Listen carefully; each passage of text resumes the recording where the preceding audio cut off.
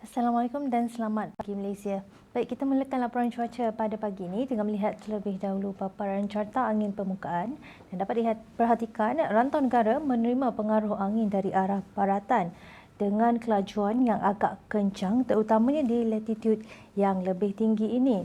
Oleh itu, Met Malaysia masih lagi mengekalkan amaran angin kencang dan juga laut bergelora bagi kategori pertama melibatkan kawasan perkapalan Phuket, Condor, Reef North, Laylayang, Palawan dan juga Sulu yang mana ianya berkuat kuasa sehingga ke 6 Jun nanti.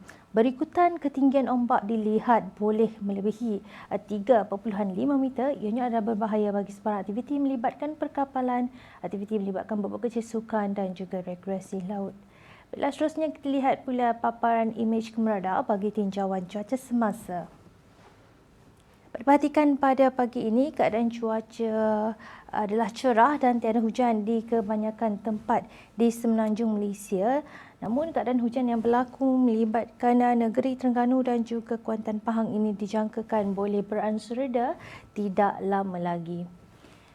Di negeri Sabah dan Sarawak pula, keadaan cuaca lembap dilihat lebih tertumpu melibatkan bahagian Bintulu dan juga Miri negeri Sarawak, termasuklah boleh melibatkan di Labuan negeri Sabah, dan keadaan cuaca hujan ini dijangkakan boleh berlarutan sekurang-kurangnya sehingga ke lewat pagi nanti.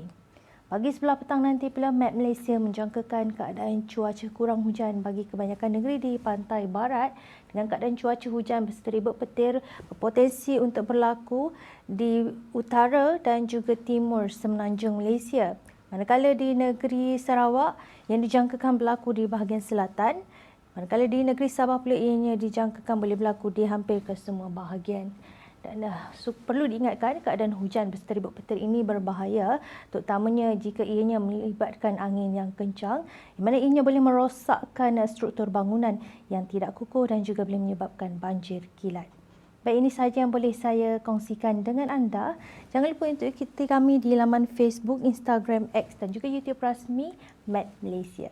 Sekian melaporkan Hairatun Nisa Syamsuddin. Assalamualaikum dan salam Malaysia Madani.